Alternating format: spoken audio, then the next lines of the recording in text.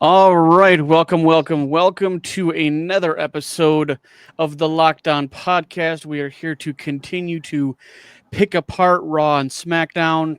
We're T minus a week away from Saturday Night Main Event. As you can see, we are bigger on the screen. We are down one, but he has worked a lot, and so he is taking his reprieve. So we will continue to move forward with the ship, and we will hopefully see him next week. So it's been a very kind of, I'll call it boring Raw and SmackDown. I hate to downplay, but sometimes they don't hit the mark every time. Raw kicks off obviously with Jey Uso, um, and basically talking about his reign and everything, and then here comes Seth Rollins and Braun Breaker and Paul Heyman. Um, CM Punk and Sami Zayn obviously come out to thwart off the beatdown um, of Jey Uso, which basically led us into having a match at Saturday Main Event with CM Punk and Sami Zayn versus Seth Rollins and Braun Breaker. Obviously, Jey has a championship match against Logan Paul. So it's the match card for Saturday Main Event, honestly, is looking pretty bleak. It's four matches that I don't really see too much real story backing to it. Um, I mean, what are your thoughts on like kind of this lackluster last couple weeks of Raw and SmackDown? To be honest with you, I think the past couple weeks has been very, very boring. Not much since WrestleMania. It's not much since the pay per Back view backlash. backlash was okay. Leading up to Saturday night main event, seems like it's going to be um, pretty much another boring show. Yeah, I mean it's yeah, it's just getting kind of rough as of late. Um, and obviously it's not even due to injuries. Even it's just I feel like creative is just Yeah, I think kind of sucking right now. yeah, I think they're struggling behind the scenes on because they release so many superstars. Right. I think they're struggling on uh, what to come up with for storylines, for feuds, and all that. I think they're just struggling. Yeah. I was definitely happy to see Penta defeat Chad Gable.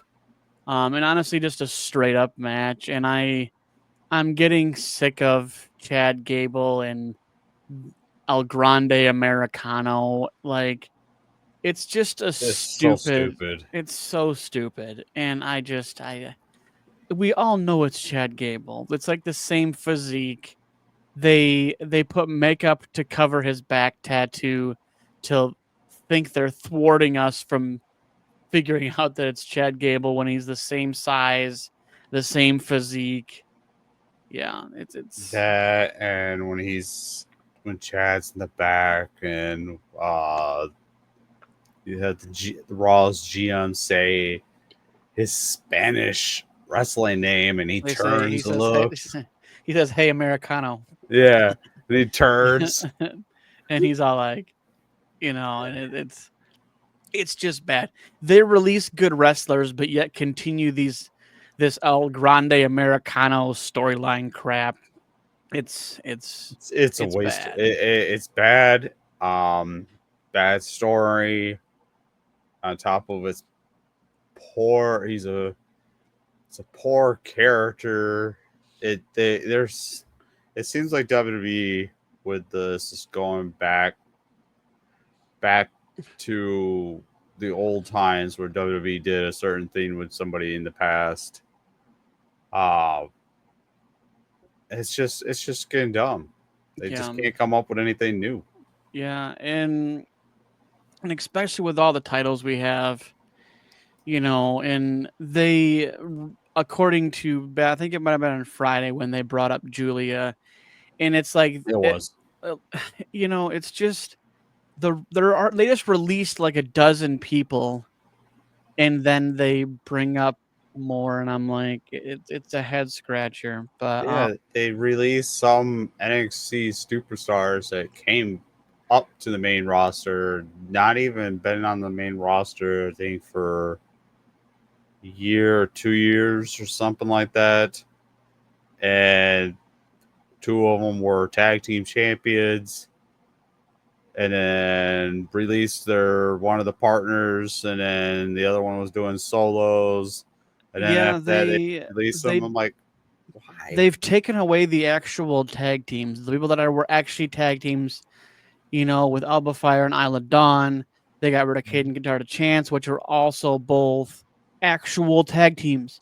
So, like, even really Raquel and Liv Morgan aren't really tag team. They're not really a tag team.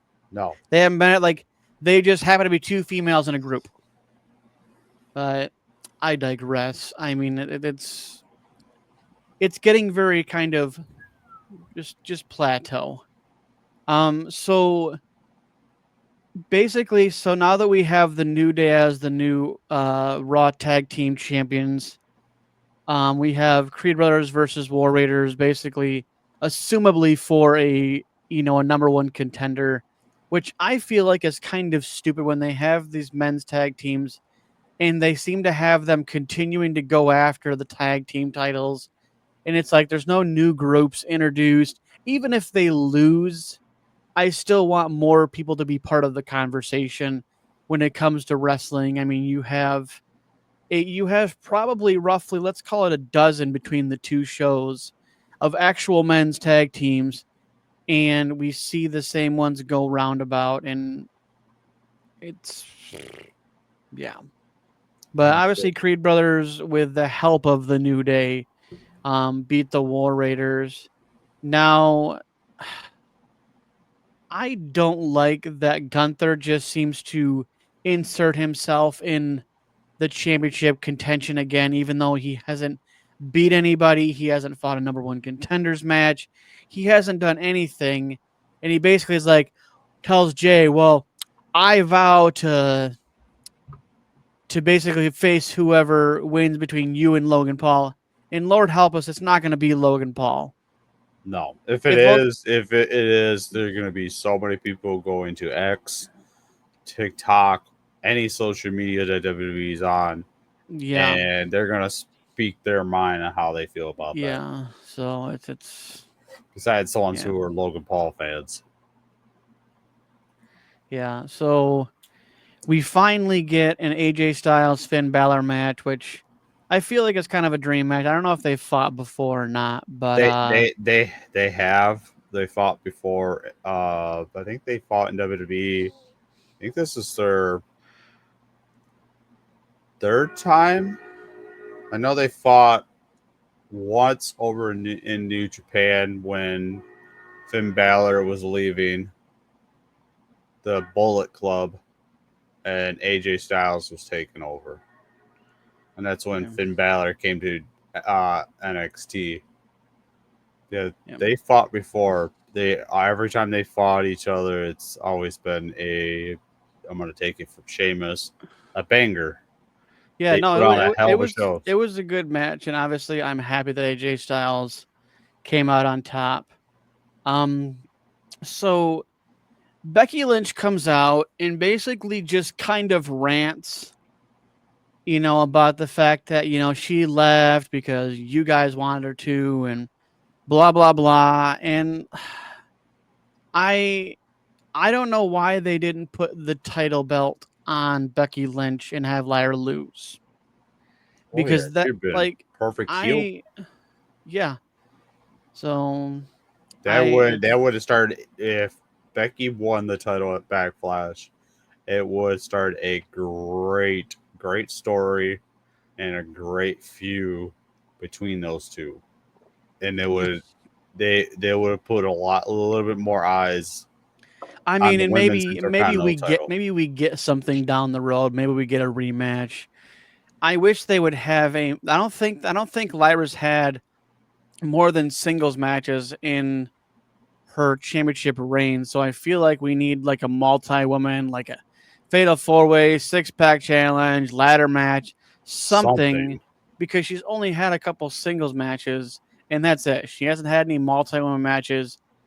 So I just, yeah, like I said, like I've said a million times over, like these women's secondary titles need to be workhorse titles. They need to defend them every time.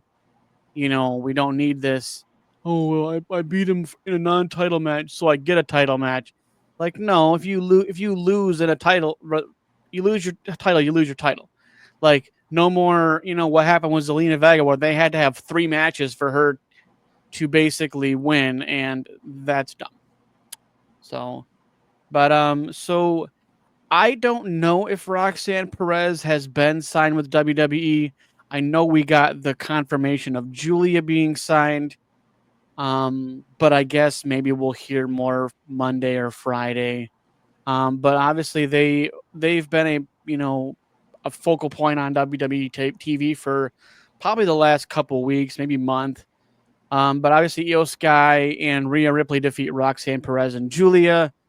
And, obviously at the end, clearly Mommy's like, I'm coming back for my title. And I see Rhea as a better champion than I do Io Sky. Not that I have any grievance or any issue with Io Sky, but she's just not a draw. And maybe I'm just being a big meanie, but Mommy's a better draw. Now, SmackDown, being that we have the emergence as of Backlash, Jeff Cobb now, when we've talked about this beforehand, is that they've kind of switched his name up, even though. So it was Jeff Cobb when he came out at Backlash, and it was, oh my gosh, this is Jeff Cobb, blah blah blah, and then now apparently they've changed his name to JC Mateo. If he would have just gone by JC, I would have been fine with it, but the Mateo thing, it's kind of unnecessary. I think the main reason why they changed it is probably because wherever he came from wanted him to keep. They had the copyright to the name, and he probably had to change it, because if not, they would have had a lawsuit. Yeah, I mean, but like That's I said, most they could have went with JC and called it a day. Yeah. But yeah, no, it's definitely an interesting twist to the name, because a lot of people, there's been a lot recently that have come over, back from other wrestling brands, and were able to keep their name, or even not even go back to their name that they were when they were with WWE before. So I know him and Jacob Fatu have. I watched some of their matches in the other companies they've been in, and they're really good. I like them, and yeah, I mean I know Jacob Fatu is a little. They have unfinished business of their last match they had. I can't remember what company it was. They have probably New Japan, honestly. Yeah, they got some bad heat still with each other. Yeah, and you can see the hesitancy of Jacob Fatu to kind of acknowledge anything in regards to him. Mm-hmm. I feel like there's more there. There's more story to be had. But I don't know, his debut match was garbage. Yeah, They rushed him in a little too early. Well, I mean, can't win them all. Oh, I know. But so we are on the cusp. Essentially, we are, I think, June 24th or something like that. Yeah, something like that. It's the Money in the Bank. So we're roughly a month from Money in the Bank, and obviously we're starting to do qualifying matches. Alexa Bliss defeats Michin and Chelsea Green in a triple threat for the first spot. I'm happy. And I am perfectly good with that. I definitely would prefer. I want the 5 Feet of Fury to get her Money in the Bank and cash in and continue doing what she does best. Yeah, and on top of with Alexa Bliss, I seen a meme and I did share it in our group with her and Charlotte. It kind of reminds me. It does remind me of a Bray Wyatt and LA Knight feud. Yeah. I think that's going to be another good one. Yeah, I think it's funny because like last time Alexa Bliss and Charlotte Flair had that interaction before, it was just kind of they're like, "Oh, look, I'm Charlotte Flair," and like she just like Alexa Bliss has this character like that she does, and she does it so well, and it's just so authentic, and it's like you're throwing daggers at Charlotte Flair without like breaching like crossing the line. Yep. And so yeah, no, I hope I'm looking forward to you if anything comes of that or if they bring that feud back. But obviously we're on the cusp of again about a month from Money in the Bank. So, who knows what will happen in the next month. It's to be continued and we'll see what happens as we do. So now the emergence of Fraxium from NXT to the main roster has been absolutely astonishing. I've been watching Fraxium for years, or at least I think it's been about a year and a half since they've been together, roughly. In NXT, and like it's a show every time. It's nonstop action. I don't know. It's probably the best tag team on the card. Like I think from an absolute explosive standpoint, where like much like Motor City Machine Guns Yep. being a little bit more undersized, but being able to be super athletic, definitely good combinations of moves, and so like I'm looking forward to hopefully we get a title match for Axiom versus the Street Profits. I hope that happens sooner rather than later, being that according to the trope in the cookbook of WWE, they beat them once on a non-title match. So that That means means they exo get a title shot. facto. Exactly. So when they pull the trigger on that, I don't know. Maybe it goes, I'm gonna say Money in the Bank. I think, yeah, I think they're going to drag it out a little bit more. I think they're going to give Fraxium some more matches to continue to dominate and win. The show the main roster fans what they're about. Yeah, and that they're not any schmucks that just came up from NXT. Like, and that's the biggest thing for me is that like a lot of people don't watch NXT, so when they see these guys come up, they're like, "Oh, who are these schmucks?" I could say like, I commit it. I don't watch NXT, but I could say I watch bits and pieces of certain people on YouTube to get a mindset of who they are. Yeah, and I watch all three brands pretty religiously, so like I couldn't get into NXT, but don't get me wrong, NXT. I got into NXT when it was the NXT Black and Gold. Yeah, and then they went Skittle, and then now they're back to Gold. But yep. But yeah, no, I mean it's. Feel free to go back and look. Go watch Fraxium. Get some idea of what they've accomplished. I mean, they're one of the longest running tag teams. NXT tag team champions. So, feel free to dive into the archives because WWE has it. I mean, shoot, YouTube has it. So. Mm-hmm. But look forward to what they're going to do with them. Now, the most interesting topic I feel like in WWE now is not even anything that we think is really going to happen, but shout out to our counterparts on the show. R-Truth is finally getting a championship match against John Cena at Saturday Night Main Event. It ought to be interesting.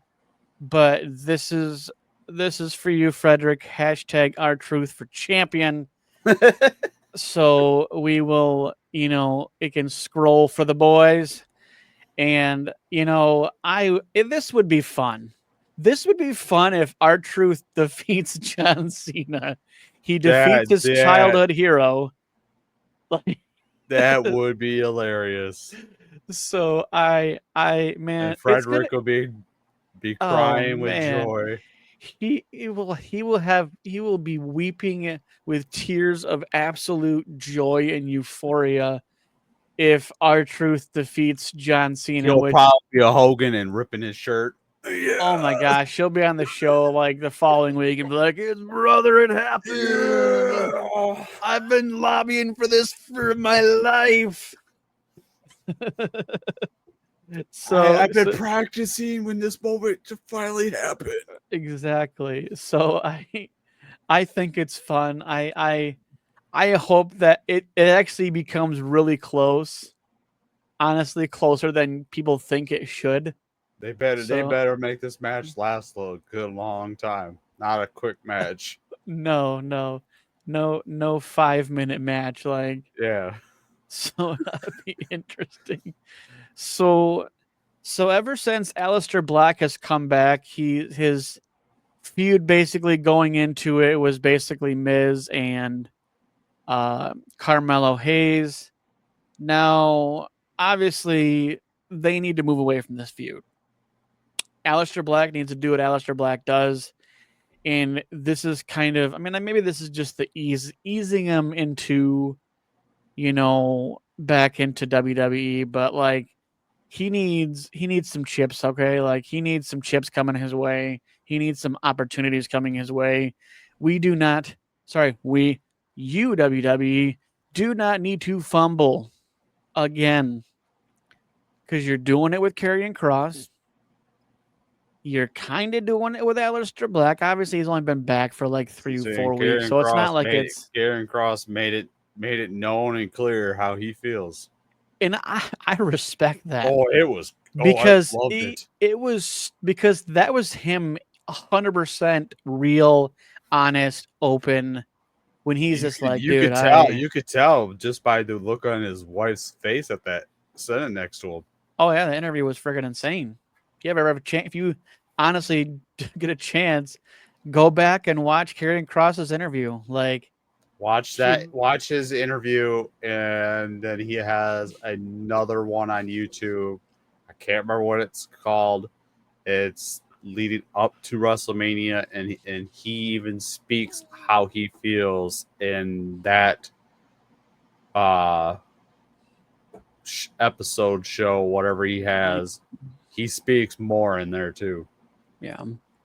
So we get this reinvigorated feud between Drew McIntyre and Damian Priest. Damian Priest. Bleh. I can't speak straight, like my tongue stuck to my top of my mouth. But so we're getting a cage match, and I feel like this feud does not need a cage match.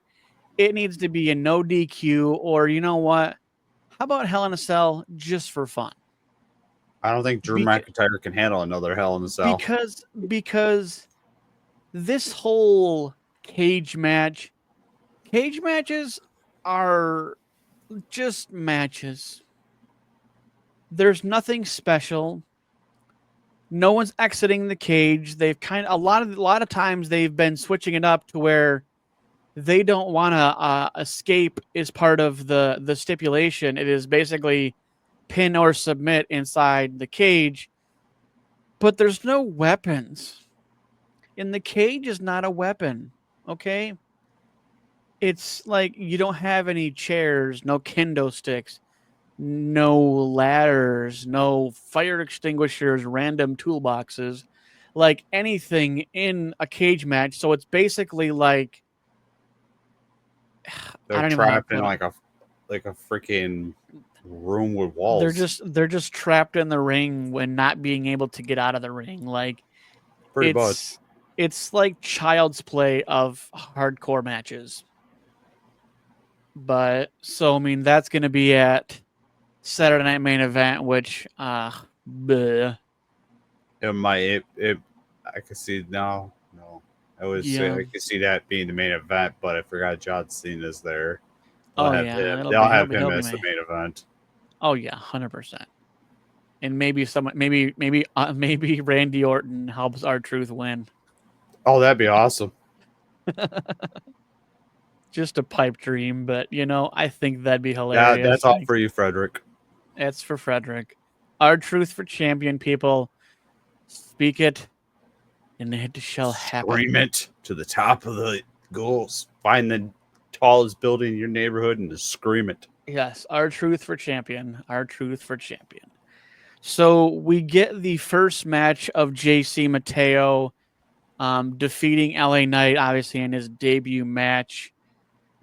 I don't think it's a full. I don't think we've seen even a quarter of the playbook of JC Mateo, aka Jeff Cobb. But it was a good match, just straight up. Nothing too, And this is what I always lobby for. Let us just see these guys cook, see these two wrestlers come in the ring, have a good match, and no tomfoolery, and just let the match tell the story. Let it be a good match, and enough with the outside interference on every freaking possible match you possibly can put together. So now we get the main event of SmackDown being Tiffany Stratton versus Nia Jax, and good match. For the fact that you're only as believable as the opponents you beat to retain your championship.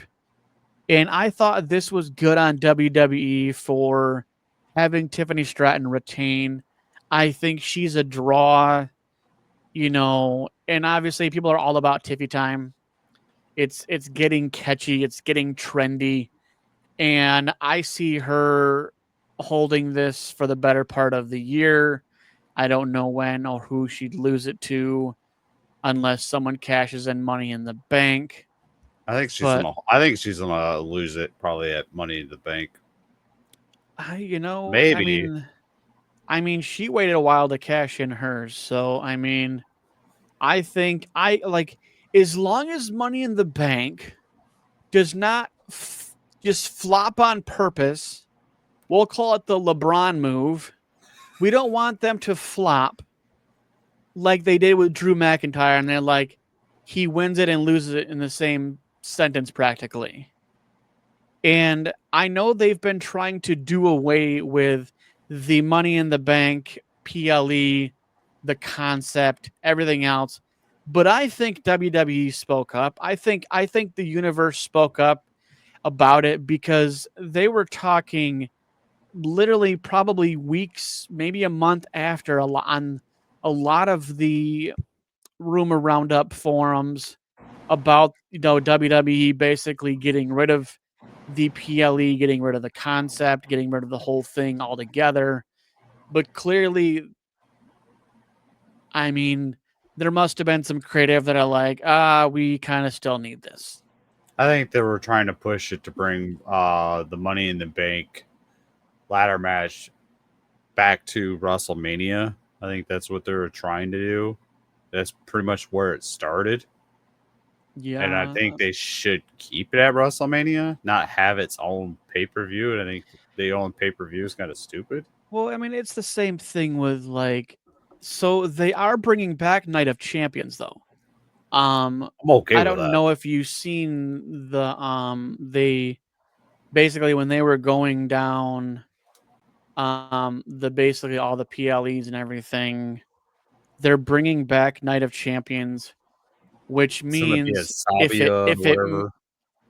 if it means what it's supposed to mean, and that is where every championship is on the line, it better be. Yeah, so it is coming to Saudi.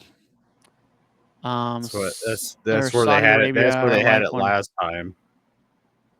So when they debuted the new World Heavyweight Championship. It's in Riyadh. So yeah, Riyadh, Saudi Arabia. So yeah, June 28th. So literally the freaking week after Money in the Bank. So this ought to be interesting. So See how much Yeah, 'cause story Money in they the can Bank lead up is to Money in the June. Bank in this. Yeah, it ought to be interesting. Let's just put it that way. I'm shocked that 'Cause, they yeah, just don't we have it in July. yeah, it's That would so make a lot more okay, sense. scratch that. Scratch that. Money in the Bank is June 7th. Correct myself. So it's not the 24th. The 24th stuff is actually like it was actually like I'm talking about the May 24th and then 25th and all the worlds collide, all that nonsense. So actually no, it's June 7th. So then Night of Champions will be 3 weeks prior to or following that. So that will give plenty of time to Yeah, they should give enough time to make some establish stories. So yeah, we'll see. Now currently on the Saturday night main event card, we have Jey Uso versus Logan Paul. I hope that like opens the show or something. I think it will. I mean, we know John Cena's gonna headline it. So, but again, we only have 4 matches. So we have the Jey versus Logan. We have CM Punk and Sami Zayn versus Seth Rollins and Braun Breaker. I see Rollins and Breaker winning that. I see Jey retaining. Obviously, John Cena's going to retain versus R-Truth. And I could give a flying fluke. No. For Frederick, he's going to win. I see John Cena winning, but I want R-Truth. We will correct that. And again, R-Truth for champion. We want it. Yeah. We will say R-Truth's name and he will appear as champion. That is so. And so we have Damian Priest and Drew McIntyre in a steel cage match, which I think that might be the first one. They might already have the cage down and they might do it that way. But we don't have a 5th or 6th match. I think, they've been pretty much doing 5, but they have no women's matches on the card. And I feel like WWE, you're a bunch of sexist pigs because you don't have any women's matches on the card. And I came here for Tiffy. So, I mean, yeah. So, yeah, I mean, so we'll see what happens. We have 1 Raw, 1 SmackDown before Saturday night main event. We have another 3 weeks in between that into Money in the Bank. There is a lot, hopefully, that gets accomplished. Like I said, we're not liking this complacent storyline they've been running with. It's very, like, the whole show seems to be plateauy. Yeah. We'll see. We'll wait and see. We'll put a pin in this as we do, and like hopefully we get something new, something fresh this week, because if on Friday, I was watching some of it and I'm like, skip past because it's just kind of boring. So, but we'll see. We'll see what WWE cooks up. Hopefully it's a better recipe than the basic ass cookies we've been getting. Yeah, I totally agree. But this is the Lockdown Podcast. Peace.